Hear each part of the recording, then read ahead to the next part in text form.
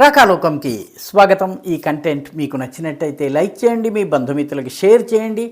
ఇప్పటివరకు సబ్స్క్రైబ్ చేసుకోకపోతే సబ్స్క్రైబ్ బటన్ని నొక్కండి, అదేవిధంగా బెల్ ఐకాన్ని కూడా తప్పనిసరిగా నొక్కండి. మిత్రులారా, ఘనత వహించిన రాహుల్ గాంధీ విదేశ పర్యటనలు గతంలో గుట్టుచప్పుడు కాకుండా, ఎవరికీ తెలియకుండా ముఖం మీద ఒక టోపీ కూడా వేసుకుని కెమెరాలను అవాయిడ్ చేస్తూ చేసేవారు. ఇప్పుడు ఆయన చాలా ధైర్యం పెరిగింది ఆయనలో.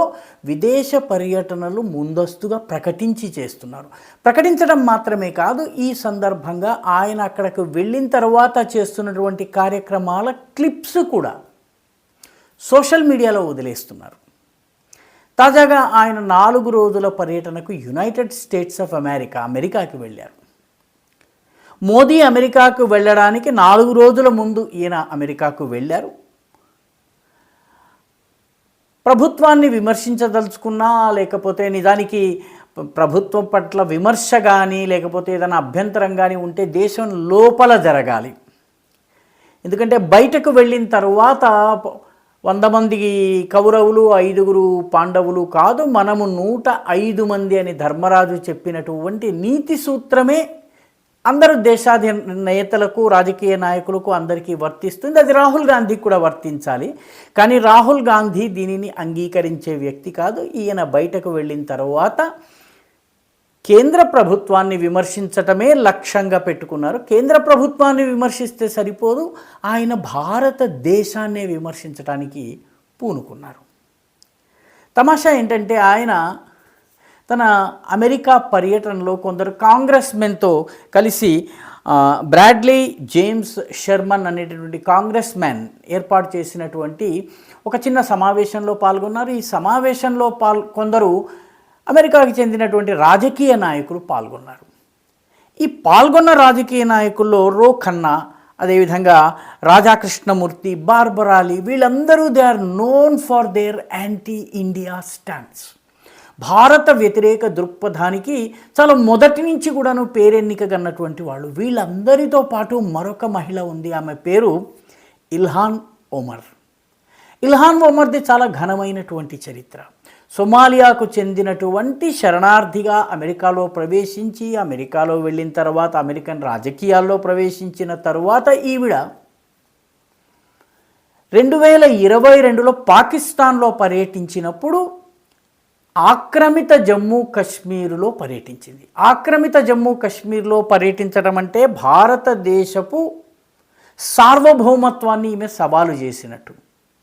అంటే పూర్తి భారత వ్యతిరేక ధోరణిని ఈమె అవలంబించి పాకిస్తాన్కి మద్దతుగా వ్యవహరించినటువంటి వ్యక్తి. అటువంటి వ్యక్తిని రాహుల్ గాంధీ కలిశారు. అంతేకాదు, ఈమె 2019లో యూదులకు వ్యతిరేకంగా చేసినటువంటి వ్యాఖ్యలకు గాను ఆమెను కొన్ని కమిటీల్లోంచి తీసేయడం జరిగింది. కాబట్టి anti zoo, anti Hindu, anti Indian view పాయింట్ని అవలంబించేటటువంటి మతోన్మాద వర్గానికి చెందినటువంటి ఇల్హాన్ ఒమర్ని రాహుల్ గాంధీ కలిశారు. కలిసినప్పుడు స్వతహాగా ఇల్హాన్ ఒమర్ అభిప్రాయాలు ఆయన విన్నారు. అభిప్రాయాలను అంగీకరించినట్లు, లేకపోతే దానికి సంబంధించి చర్చ జరిపినట్లు విషయాలు ఏమొచ్చాయో మనకు తెలియదు. రాహుల్ గాంధీ ఇల్హాన్ ఒమర్ చెప్పింది తప్పని ఎక్కడన్నా ఖండించినట్టు కానీ ఏ రకమైనటువంటి వివరణ కానీ ప్రెస్ నోట్ కానీ మనకి రాలేదు. దీని అర్థం ఏంటంటే, ఇల్హాన్ ఒమర్ యొక్క view point, anti Indian view పాయింట్ని రాహుల్ గాంధీ చాలా ఓపికగా, ప్రేమగా విన్నారు అని అర్థం. మిగిలిన వాళ్ళు కూడాను ఇంటర్నేషనల్ అఫేర్స్లో యాంటీ ఇండియా లాబీ సభ్యులుగా పనిచేస్తున్న వాళ్ళతో ఆయన కలిసి వ్యవహరించారు. అంతేకాకుండా ఒక ప్రెస్ కాన్ఫరెన్స్లో కూడా పాల్గొన్నారు వాషింగ్టన్లో. ఈ ప్రెస్ కాన్ఫరెన్స్లో మాట్లాడుతూ భారతదేశానికి చెందినటువంటి 4000 చదరపు కిలోమీటర్ల భూభాగాన్ని చైనా ఆక్రమించుకుంది. ప్రస్తుతం ఉన్న ప్రభుత్వం దాన్ని సర్దలేకపోతోంది, దాన్ని తట్టుకోలేకపోతోంది, చైనాని నిలువరించలేకపోతోంది. మన భూమి అన్యాక్రాంతమైన ఏమీ చేయటం లేదు. పచ్చి అబద్ధం, ఇది పూర్తి స్థాయి అబద్ధము. దీనిని భారతదేశంలో ఈ వ్యాఖ్య ఇప్పటివరకు ఎప్పుడు రాహుల్ గాంధీ చేయలేదు, చేసినా కూడాను ఆయన రుజువు చేసుకోలేదు. దానికి తగినటువంటి ఆధారాలు చూపించలేదు. కానీ అమెరికాకు వెళ్ళి ఈ వ్యాఖ్యలు ఆయన చేశారు. అమెరికన్ మీడియాలో పెద్ద ఎత్తున ప్రచారం పొందుతారు. మళ్ళీ మన మోదీ లాంటి వాళ్ళు వెళ్ళగానే అక్కడ దీనికి సంబంధించిన ప్రశ్నలకు ఆయన జవాబు చెప్పేలా చేయొచ్చు. ఒకవేళ ఆయన చెప్పకపోయినట్టయితే ప్రధానమంత్రి జవాబు చెప్పలేదు, పారిపోయారు, పిరికివారు అని చెప్పి వ్యాఖ్యలు చేయవచ్చును. ఇండియాకి రాగానే మళ్ళీ ఎక్కడి దొంగలు అక్కడే గప్చుప్ అన్నట్టు ఈ విషయాల గురించి మాట్లాడరు. ఇక్కడ మళ్ళీ తనకు ఉన్నటువంటి ఏకైక మంత్రము కాస్ట్ సెన్సస్ మంత్రం ఆయన మాట్లాడతారు. చైనా గురించి మాట్లాడరు. సో ఈ రకమైనటువంటి వ్యాఖ్యలు కూడా ఆయన చేశారు. ఇవన్నీ చేయటమే కాకుండా భారతదేశంలో ఇతర మతస్థులు, హిందువులు కాక హైందవేతరులు అందరూ కూడాను చాలా ఇబ్బందుల్లో ఉన్నారన్నటువంటి అర్థం వచ్చేలాగా ఆయన వ్యాఖ్యలు చేశారు. ఒక సిక్కు యువకుడు ఆయనని ప్రశ్నించినప్పుడు, నీలాంటి సిక్కు యువకులు పాగా కట్టుకుని కంకణం వేసుకుని గురుద్వారాలకు వెళ్ళేటటువంటి హక్కు కోసం నేను పోరాడుతున్నాను అని చెప్పి ఆయన అన్నారు. అంటే దాని అర్థం ఏంటంటే ప్రస్తుతము మన దేశంలో సిక్కులకు ఆ హక్కులు లేనట్లు. ఈ దేశంలో ఉన్నటువంటి ప్రతి సిక్కు జవాబు చెప్పగలడు, తనకి సిక్కు మతాన్ని పాటించే హక్కు ఉందా లేదా అన్నది. భారతదేశంలో ఉన్నంత స్వేచ్ఛ బహుశా ఎవరికి ఎక్కడా లభించదు. అయితే ఆయన ఈ వ్యాఖ్య చేసినటువంటి మరుక్షణం గురుపత్వంత్ సింగ్ పన్ను అనే ఖలిస్తానీ మాట్లాడుతూ రాహుల్ గాంధీ చెప్పింది అక్షర సత్యం, సిక్కులకు ఎలాంటి హక్కులు భారతదేశంలో లేవు అని చెప్పి వ్యాఖ్యానించారు.